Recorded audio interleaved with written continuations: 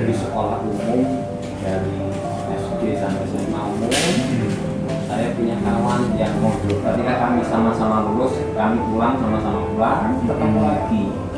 Kawan saya itu ngajak ngaji, belajar ngaji tentang Quran dan artinya dan sebagainya. Iya, dari beliau. Iya. Saya sendiri menyaring, Pak. Saya pengen semangat jihad, Pak. Cuman semangat jihad saya arahkan bukan ke Indonesia. Saya memang ingin membela orang-orang Islam yang tertindas. Saya tidak berani. Di sini masih banyak saudara yang tidak memerangi orang Islam. Makanya ketika tertangkap saya pun saya jelaskan, saya bukan terang-terangan karena saya berbaikat. Oh, orang biasa kenalnya ISIS itu.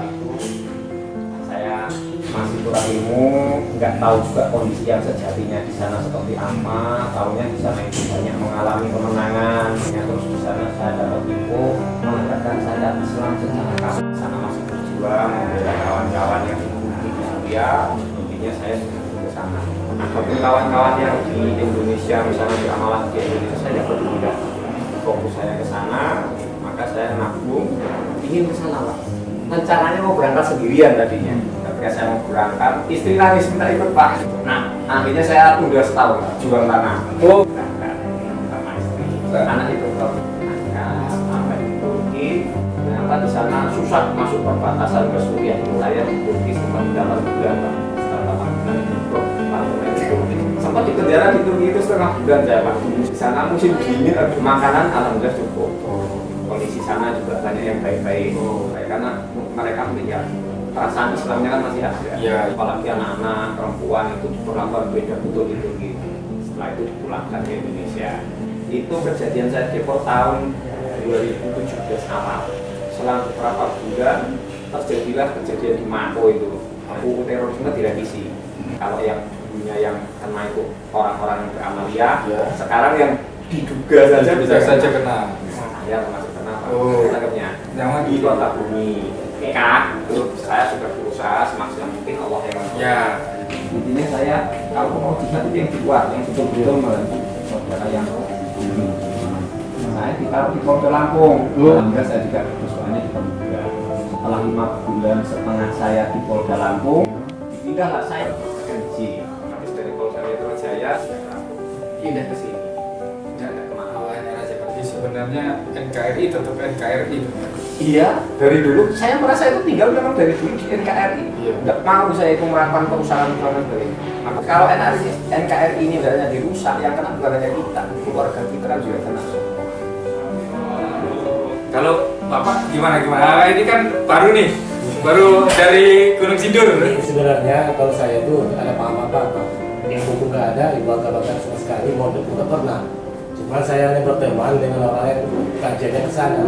Jadi saya memang pernah ikut kajian orang itu sampai 3 kali. Saya nggak nangkap, saya bubar. Tapi saya tetap berteman sama orang itu, tapi nggak ikut kajian lagi. Dan saya sering nyumbang sama orang itu untuk bantu perjuangan mujahid yang di Palestina sama Syria. Nggak tahunya uang sumbangan saya itu rupanya disalahgunakan. Tapi yang terakhir, minta uang saya 2 juta. Jadi pulang dalam 1 bulan. Rupanya yang 2 juta itu nggak dibalikin, dia datang bilangin uang nggak bisa saya balikkan. Saya minta maaf, katanya kan sebenarnya uang itu saya berikan untuk alat bom. Saya terkejut, ini bahaya nih.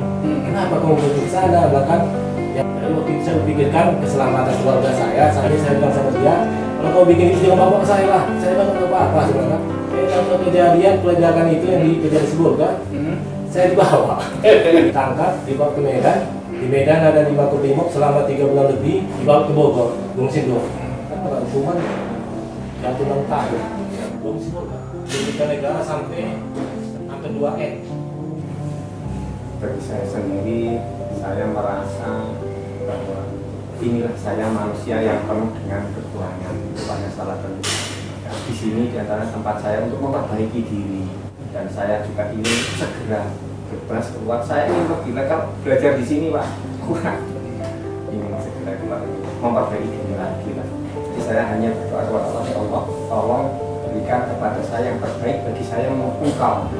Maka ketika apapun yang terjadi pada diri saya, yaitu saya berhusnuzon kepada Allah, menurut Allah. Berarti saya masuk di LP ini yang terbaik. Iya.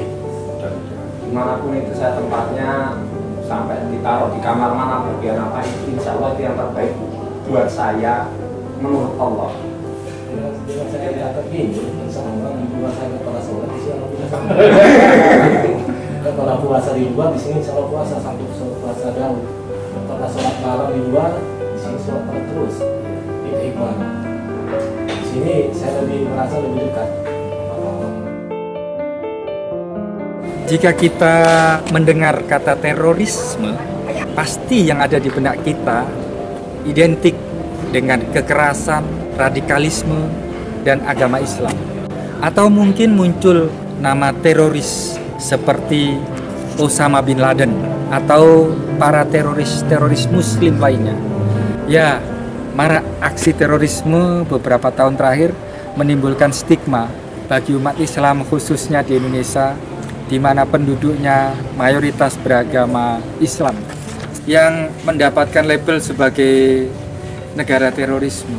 Hal ini memang banyak rentetan kejadian peristiwa teror yang salah satunya terjadi di negara kita, yaitu Legian Kute Bali yang menelan ratusan orang meninggal dunia.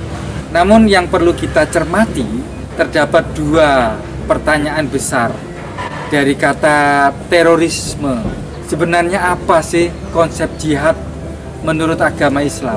Dan apakah jihad fisabilillah yang dianut oleh teroris itu sesuai dengan ajaran agama Islam? Yang pertama, bahwa jauh sebelum opini dunia tentang terorisme Islam, kita pernah mendengar fundamentalis Islam, atau dalam bahasa Arab itu al-usuliyah, yang berarti mendasar atau berdisiplin. Dengan demikian, yang dimaksud dengan muslim fundamental itu seorang muslim yang sangat disiplin dalam menjalankan ajaran Islam, seperti sholat 5 waktu yang secara berjamaah dan menghindari sesuatu maksiat. Sedangkan radikalisme dalam bahasa Arab disebut siddah atanatu, yang artinya keras atau eksklusif, berpikiran sempit, rigid, dan memonopoli tentang kebenaran. Menurut Profesor Dr. Kiai Haji Said Agil Siraj, dapat dikatakan bahwa Muslim yang radikal adalah orang Islam yang berpikiran sempit, kaku dalam memahami Islam, serta bersifat eksklusif dalam memandang agama-agama yang lainnya. Menjadi Muslim fundamental sangat dianjurkan dalam menjalankan perintah agama sesuai dengan Al-Quran dan Sunnah. Sedangkan radikalisme bertentangan dengan ajaran agama Islam yang menganjurkan bagi pemeluknya untuk berbuat baik kepada semua orang tanpa memandang latar belakang, suku bangsa, dan harus plural.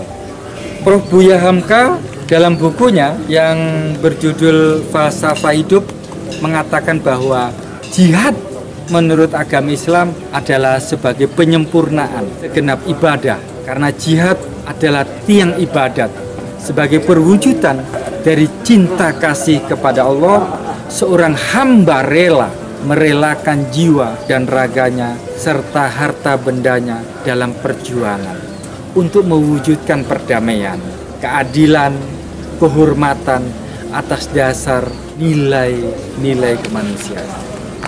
Jihad merupakan ujian dan cobaan seperti dalam Quran surat Ali Imran ayat 142. Apakah kamu menduga akan dapat masuk surga padahal belum nyata bagi Allah orang yang berjihad antara kamu, dan belum nyata orang-orang yang sabar. Dari firman tersebut di atas, jihad merupakan cara yang ditetapkan Allah untuk menguji manusia. Terorisme adalah perbuatan yang menghalalkan segala cara untuk mencapai tujuan, termasuk cara kekerasan. Sangat jelas teroris itu bertentangan dengan ajaran agama Islam. Saya ingatkan kembali, terorisme bertentangan dengan ajaran agama Islam. Jadi terorisme bukan Islam. Salam masyarakat.